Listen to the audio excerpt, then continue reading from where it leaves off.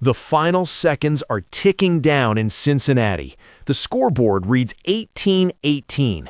The Cleveland Browns, a team that suffered through one of the most brutal seasons in franchise history, somehow have the ball with one last chance. And then it happens. Andre Szmyt, the rookie kicker who missed the game-winning kick against these same Bengals in Week 1, steps onto the field. 49 yards away from redemption, 49 yards away from chaos. The kick is up. It's good. The Browns win 20-18, and the entire NFL just witnessed something nobody saw coming. But here's where it gets absolutely insane. This victory might have just sealed the fate of a two-time Coach of the Year, thrown a rookie quarterback's future into complete uncertainty, and turned the Browns' entire 2026 offseason into a war zone of decisions that could define this franchise for the next decade. If you want to see how one game can create this much drama, make sure you hit that subscribe button right now because this story is about to get wild. Let's rewind to understand just how unbelievable this moment really is. The Cleveland Browns entered Week 18 with a 4-12 record, a season that can only be described as catastrophic. After finishing 3-14 the year before, this was supposed to be the year things turned around. Instead, it somehow got worse. The offense was anemic, the quarterback situation was a revolving door of disaster, and the entire organization felt like it was standing on the edge of a cliff, ready to plunge into complete organizational chaos. But Sunday, January 5th, 2026, in Cincinnati's Paycor Stadium, something shifted, and it all started with one man who had been waiting all season for his moment. Myles Garrett. For 17 weeks, Garrett had been on an absolute tear. Week after week, he was hunting quarterbacks like a predator stalking prey. Entering Week 18, he had 22 sacks, just half a sack away from tying Michael Strahan's legendary NFL single-season record of 22.5 sacks set back in 2001. The entire football world was watching. Would he do it? Could he actually break a record that had stood for nearly a quarter century? The Bengals knew it too. According to their own head coach Zac Taylor and several players, Cincinnati was doing everything in their power to prevent Garrett from getting that record. They were double-teaming him, triple-teaming him, designing their entire offensive game plan around keeping number 95 away from Joe Burrow. At one point, when officials stopped play to recognize Garrett for tying the record, Taylor and Bengals players actually complained that the game was being interrupted. That's how desperately they were fighting. But here's the thing about greatness. You can't stop it. You can only delay it. With just over 5 minutes remaining in the fourth quarter, with the game hanging in the balance, Garrett exploded off the right edge like a missile. Burrow never had a chance. Boom! Sack number 23. History. The NFL single-season sack record now belonged to Myles Garrett, and his teammates literally carried him off the field in celebration. Kevin Stefanski handed him a game ball. It was a moment of pure, undeniable excellence in what had otherwise been a season of misery. But even as Garrett was making history, another story was unfolding on the offensive side of the ball, a story about a controversial fifth-round rookie quarterback who had spent most of the season watching from the sidelines, dealing with criticism, media scrutiny, and questions about whether he even belonged in the NFL. Shedeur Sanders, the son of NFL legend and Colorado head coach Deion Sanders, the quarterback who somehow fell all the way to the 5th round of the 2025 draft, despite projections that he'd go in the 1st round. When the Browns selected Dillon Gabriel ahead of him and started the season with Joe Flacco, then later gave Gabriel the starting job, the criticism was relentless. How could Cleveland pass on Sanders? Why wasn't he playing? Was this organization making another catastrophic quarterback mistake? Sanders finally got his shot in Week 22 against the Las Vegas Raiders and promptly won his first start, ending a 17-game losing streak for Browns rookie quarterbacks making their first career start and snapping a 13-game road losing streak. But the wins didn't keep coming. By Week 18, Sanders had a 1-4 record as a starter. His performances had been inconsistent. Against the Chicago Bears in Week 15, he threw 3 interceptions in a brutal 31-3 loss. The tape showed a rookie making big mistakes, struggling with pocket presence, leaving throws short. Many analysts had already written him off. But against the Steelers in Week 27, something clicked. Sanders helped lead Cleveland to a shocking 13-6 upset victory, playing spoiler and potentially costing Pittsburgh a playoff spot. Now, in Week 18, with nothing to play for but pride and maybe their jobs, Sanders and the Browns were facing a Bengals team that, despite being eliminated from playoff contention, was playing like their lives depended on it. Joe Burrow, Jameis Chase, Chase Brown. This was a fully stocked, fully motivated Cincinnati team trying to finish the season on a high note. The game was a defensive battle. The Browns' defense, led by Jim Schwartz, was absolutely suffocating. Alex Wright blocked an extra point attempt. Evan McPherson, the normally reliable Bengals kicker, shanked another one. Grant Delpit knocked down a 2-point conversion attempt. The Cleveland defense was playing out of their minds, doing everything possible to keep the Browns in this game. But with under 2 minutes remaining, Burrow did what Burrow does. He led a surgical drive down the field and hit Jameis Chase for a touchdown. Suddenly, the Bengals were up 18-17. The Browns' season, and potentially several coaching careers, was about to end in yet another heartbreaking loss. Except Sanders wasn't done. With 1:47 remaining, the rookie quarterback stepped onto the field needing to lead his first NFL game-winning drive. No timeouts, road environment, hostile crowd, everything on the line. This was the moment that would define his entire season, maybe his entire Browns career. And he delivered. Sanders connected with running back Dylan Sampson on a crucial throw to move the chains. Then he found Jerry Jeudy, the disappointing free agent signing who'd struggled all season, for another first down. The Browns were driving. Sanders had a chance to win it with a touchdown pass to Isaiah Bond in the end zone, but the ball came up short, too far inside. 4th down, time for the kicker. Andre Szmyt. Remember that name? The undrafted rookie kicker who, in Week 1 against these exact same Bengals, had missed multiple kicks that cost Cleveland a win. The guy who'd been living with that failure for 4 months. Now he had to make a 49-yard field goal with the game on the line as time expired. The snap, the hold, the kick. It's good. Browns win 20-18.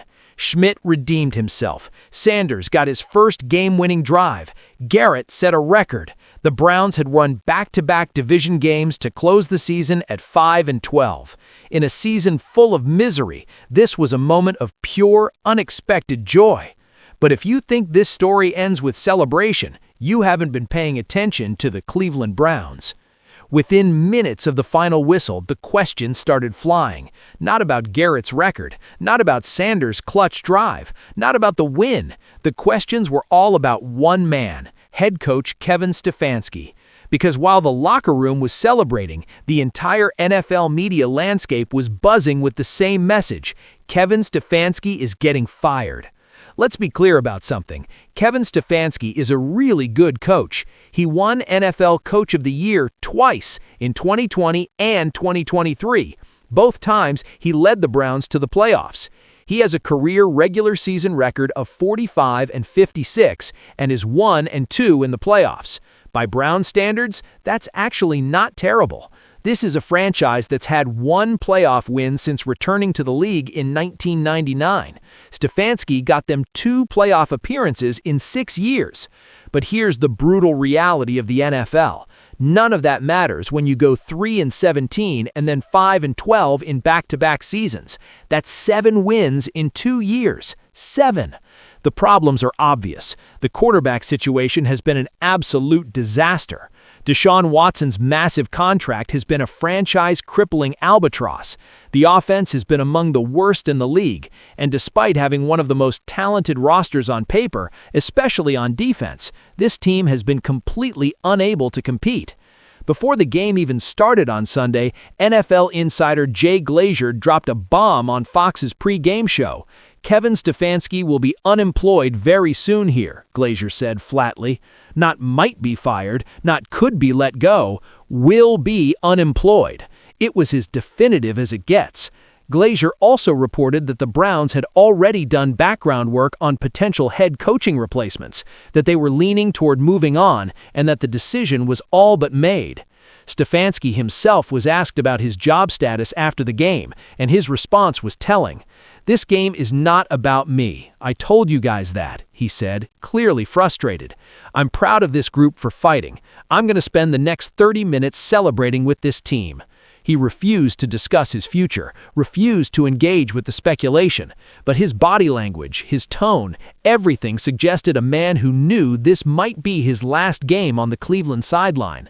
Cleveland.com's Mary Kay Cabot, one of the most connected Browns insiders, reported that moving on from Stefanski after this emotional win would feel awkward because of the euphoria in the locker room.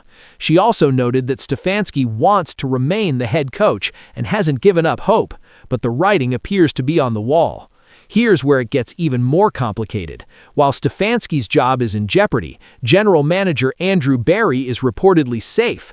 Berry, who made some questionable decisions, including the Deshaun Watson trade and contract, the drafting of Dillon Gabriel ahead of Shedeur Sanders, and various free agency moves that haven't panned out, is expected to keep his job. So you're going to have a situation where the coach gets fired, but the GM who constructed this roster stays. That's a recipe for continued organizational dysfunction. And it gets better, because if Stefanski is fired, he's not going to stay unemployed very long. ESPN's Adam Schefter reported that Stefanski will be one of the most sought-after candidates in this coaching cycle. The New York Giants and Tennessee Titans already have openings, and multiple reports have linked Stefanski to the Giants' job specifically. Jordan Rana of ESPN wrote that Stefanski will attract serious interest from New York if he becomes available. So the Browns might fire a two-time Coach of the Year winner, watch him immediately get hired by a division rival or another NFL team, and then have to face him down the road. Classic Browns move. The potential replacements? That's where this story takes another twist. The Browns love their coordinators. Jim Schwartz, the defensive coordinator who's orchestrated one of the league's best defenses despite terrible field position and offensive support all season, has head coaching experience with the Detroit Lions and is 60 years old. He's mentioned as a candidate. But here's the wild part. Tommy Rees, the 33-year-old offensive coordinator who just presided over one of the worst offenses in the NFL, is also being discussed as a potential internal promotion to head coach. Yes, you read that right. The team might fire Stefanski and promote the coordinator whose offense was terrible, only in Cleveland. But wait, there's more, because while all this coaching drama is unfolding, there's another massive question mark hanging over the organization. What the hell do you do with Shedeur Sanders? This is where the Week 18 win becomes a blessing and a curse. On one hand, Sanders just led a game-winning drive and showed exactly the kind of clutch performance that makes you believe he could develop into a legitimate NFL starter. He connected with Samson and Judy when it mattered most. He kept his composure on the road in a must-win situation. He showed the traits that made him a fifth-round pick with first-round talent. On the other hand, the Browns are now locked into the 6th overall pick in the 2026 NFL Draft. If they had lost this game combined with other results, they could have moved into the top 3 or 4. That would have given them a clear shot at either Fernando Mendoza, the Heisman Trophy winner from Indiana, or Dante Moore from Oregon, the two top quarterback prospects in this draft class. Both are considered better prospects with higher ceilings than Sanders. Now, at pick 6, the Browns are in quarterback purgatory. They're too low to guarantee getting one of the elite quarterback prospects, but they're in a range where they could trade up if they're willing to give up draft capital. And they have the ammunition to do it. Cleveland also owns the Jacksonville Jaguars' first-round pick from last year's trade, which is projected to be around the 27th overall selection. So they could package picks to move up if they wanted to. But should they? That's the billion-dollar question that's dividing Cleveland Nation right now. Argument 1. Draft a quarterback, move on from Sanders. This is the camp that says Sanders has had his chance. Yes, he showed flashes. Yes, he led a game-winning drive. But the overall body of work, 1-3 as a starter, 3 interception games, inconsistent accuracy, questionable decision-making, doesn't scream franchise quarterback. The talent evaluators who had Sanders falling to the 5th round were right. He's a backup-level talent who had a couple of nice moments, but isn't the long-term answer.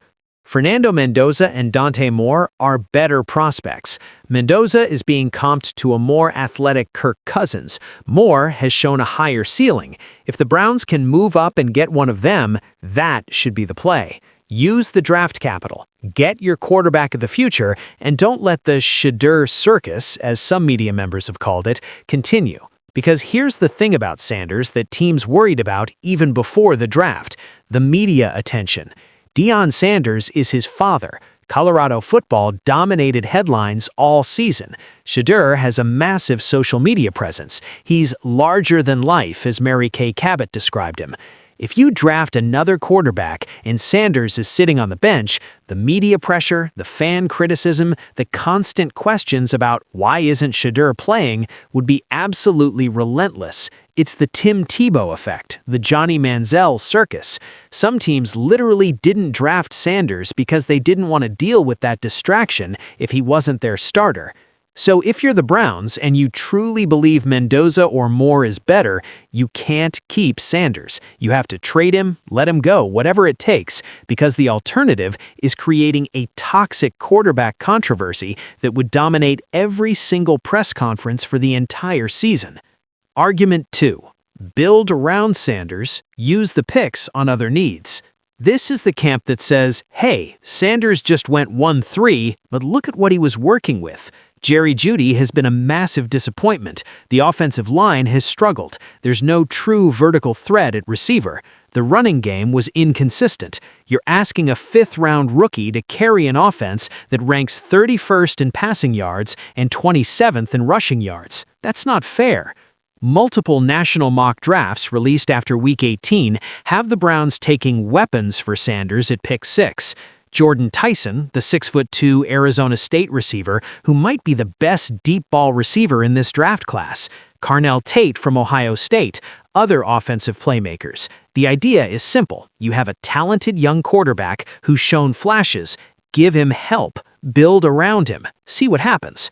Former NFL quarterback Chase Daniel came out after Week 17 and said Sanders has made major strides and shows development worth building on. Mary Kay Cabot reported she has a feeling the Browns are leaning toward continuing to develop Sanders rather than moving on. The argument is that with proper weapons, a better offensive line, and another year of experience, Sanders could take a significant leap forward in year 2. Plus, let's be real, the 2026 QB class isn't exactly loaded. After Mendoza and Moore, there's a significant drop-off. Alabama's Ty Simpson is a wild card. Other prospects are developmental. This isn't the 2021 Trevor Lawrence class, where there are 5 surefire first-round talents. If you're not getting Mendoza or Moore, maybe you're better off building around what you have, rather than reaching for a quarterback just to take one. Argument 3. Hedge your bets. Draft competition for Sanders. This is the compromise position, and it might be the most Browns thing ever. Draft a quarterback, but don't trade Sanders. Create competition. Let them battle it out in training camp. May the best man win. Except, here's why that's probably the worst option. It guarantees the media circus. If you draft Mendoza or Moore and they're competing with Sanders, every incomplete pass, every interception, every bad practice throw becomes a headline. Should Shedeur be playing? Did the Browns waste a top pick? Is the new guy ready? It would be absolute chaos. And, as we just discussed, Sanders comes with built-in media attention that would make this situation a powder keg. Teams have learned from the past. When you create a quarterback controversy, nobody wins. Both players get worse because they're looking over their shoulders. The locker room splits. The coaching staff gets criticized no matter who they choose. It's organizational poison. So what happens? Here's what I think, based on everything we know. The Browns are going to have some serious conversations over the next few weeks. First, they're almost certainly firing Kevin Stefanski. Whether it's a mutual parting of ways or an outright firing, he's gone. That means a new head coach is coming in, and that coach is going to have massive input on the quarterback decision. Second, the Browns will evaluate whether they can realistically trade up for Mendoza or Moore. At pick 6, they're close, but not quite there. The Las Vegas Raiders have the first pick and desperately need a quarterback. The New York Giants at 2 also need one. The Titans at 3, Cardinals at 4, Jets at 5. Multiple teams ahead of Cleveland need signal callers. To jump into that top 2 or 3, the Browns would have to give up significant draft capital. We're talking both first-rounders at minimum, probably future picks too. That's a hefty price. If they can't reasonably trade up, or if the cost is too prohibitive, I think they'll draft the best available weapon at pick 6, probably Jordan Tyson or another top receiver, and then use the Jaguars' late first-round pick on offensive line help. They'll give Sanders one more year to prove himself, knowing that if it doesn't work out, the 2027 draft class includes Arch Manning, the most hyped quarterback prospect in years. They can tank for Manning if Sanders fails. But here's the plot twist nobody's talking about. Myles Garrett. Remember him? The guy who just set the sack record? He made it very clear this week that he's not interested in being part of a rebuild. "I'm committed to winning," Garrett said. "As long as the organization is doing so, and they're committed to that same thing, then I'm all on board. But if we're thinking anything other than winning, tanking, or rebuilding, that's not me." Garrett reportedly demanded a trade in the offseason, expressing he wants to play for a contender. If the Browns go into full rebuild mode, trade up for a rookie quarterback, and essentially punt on 2026, Garrett will demand out, and losing the best defensive player on planet Earth, as Zach Taylor called him, would be catastrophic for this defense and this franchise. So the Browns are caught in an impossible situation. They can't rebuild because Garrett won't tolerate it. They can't run it back because the current roster isn't good enough. They can't fire Stefanski and keep the same quarterback situation because that's insanity. Every decision they make has massive consequences. And you know what makes this even more insane? The Bengals' game-winning drive that set all this up. If Evan McPherson makes one of those extra points, the Bengals win. Sanders doesn't get his moment. The Browns lose. They potentially move up in the draft to pick 3 or 4. Garrett still breaks the record, but the narrative is completely different. One kick changes everything. Now here we are. Stefanski is reportedly getting fired despite going out with back-to-back division wins. Sanders has hope, but also massive uncertainty. Garrett broke a record, but wants out if the team isn't competing. Barry keeps his job despite constructing this flawed roster. The Browns have 2 first-round picks, but no clear path forward. Deshaun Watson's contract is still on the books, a constant reminder of the franchise's biggest mistake. This is the Cleveland Browns in 2026, a team that can't seem to escape its own history of dysfunction, even when individual players achieve greatness. A franchise where a historic sack record and a game-winning drive somehow create more problems instead of solving them. An organization where winning feels like losing because it drops you in the draft order. Where your best player wants to leave, where your coach wins his last game and still gets fired, where your rookie quarterback throws the passes that win the game but might not be good enough to be the long-term answer. If you're a Browns fan, I honestly don't know whether to congratulate you on the win or offer my condolences for what comes next, because the next few months are going to be brutal. Coaching searches, quarterback debates, draft decisions, trade demands, free agency chaos, and all of it happening under the national microscope that comes with being one of the NFL's most tortured franchises. The only thing we know for sure is this: the 2026 offseason in Cleveland is going to be absolutely insane, and we'll be here to cover every twist, every turn, every controversial decision that this franchise makes. Because if there's one thing the Browns are consistent about, it's creating drama. So there you have it, the complete story of how the Cleveland Browns turned a Week 18 win into an organizational crisis. Myles Garrett made history, Shedeur Sanders showed promise, Andre Szmyt got redemption, Kevin Stefanski is likely out, and the Browns' future is more uncertain than ever. Disclaimer: this analysis is based on reports from various NFL insiders, beat writers, and media sources covering the Cleveland Browns as of January 5, 2026. Coaching decisions, roster moves, and draft plans are subject to change as the off-season develops. Some information represents speculation and projections from analysts and may not reflect final organizational decisions. The situation remains fluid, and ongoing developments may alter the landscape described in this report.